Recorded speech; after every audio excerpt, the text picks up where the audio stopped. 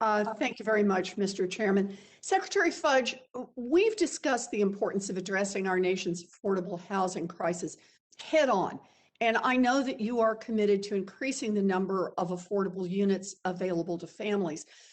But those homes have to be built somewhere. And too many communities around the country, restrictive zoning laws that were born out of racial segregation prevent new affordable housing units from being built.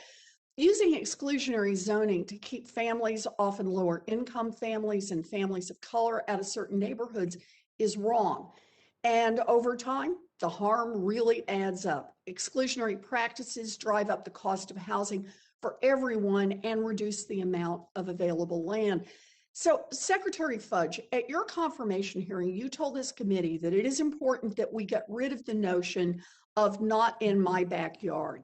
How does that not in my backyard approach impede efforts to address the affordable housing crisis? Well, first off, thank you, Senator, for our ongoing conversations about this. The first thing that it does is it increases the cost of housing and it limits where we can build housing. If you have restrictive zoning ordinances, then there are two things that happen or can happen. One is that where there is available land, you cannot build, or the zoning is so onerous that it costs you more money to build. Maybe they put all kinds of restrictions on it that increase the cost of buying the property.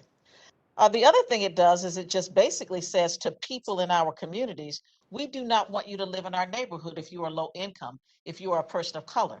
And so what we have found is that these laws have been around so very long that the jobs plan now gives us the opportunity to go into communities with some incentives to assist them in how we discuss it, how we can give them the kind of technical assistance to change it, how we engage communities so that we can have a better narrative about why we should allow new housing and housing that is not restrictive in communities that historically have prevented us from building.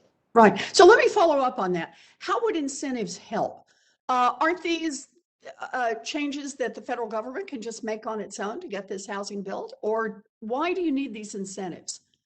Well, it really can't. A lot of the zoning laws are really just local, they're local ordinances, many of which we cannot change as a federal government. Now, we can talk about discrimination overall, we can talk about civil rights overall, but we cannot just go into a community and change all of their zoning or planning ordinances. And that is why we want to engage communities with conversation, with technical assistance, to talk to them about how they can change them, how they can, maybe we can come to some agreement that makes them not as restrictive and not as costly. Well, I completely agree with the direction you're going here. My American Housing and Economic Mobility Act includes a new $10 billion housing innovation grant program that would provide funding so that local governments can use it to build things like parks or schools if they are actively removing unnecessary barriers to building affordable units in their communities.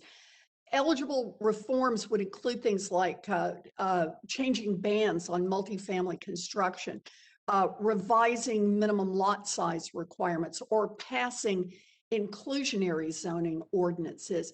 So let me ask, Secretary Fudge, could this kind of grant program make a difference in pushing communities to expand the supply of affordable housing? There's no question but that it can be helpful. Good. And it's certainly something that I'd like to really get into some more detail with you about, because until we can get to that point that we can include the kinds of things you're talking about, we're going to forever have people locked out of communities of opportunity, given the opportunity to go to better schools, to have better jobs, and to build wealth. So I would very much like to continue that conversation. Oh, and I very much want to work with you on this. You know, I was so glad to see President Biden call for the elimination of exclusionary zoning and to end harmful land use policies as part of his American Jobs Plan. And now I got a proposal ready to go on this. Taking on our affordable housing crisis requires a comprehensive strategy, and reducing exclusionary zoning and land use restrictions has to be a part of this. So thank you, Secretary Fudge, and thank you, Mr. Chairman. Thank you. Thank you.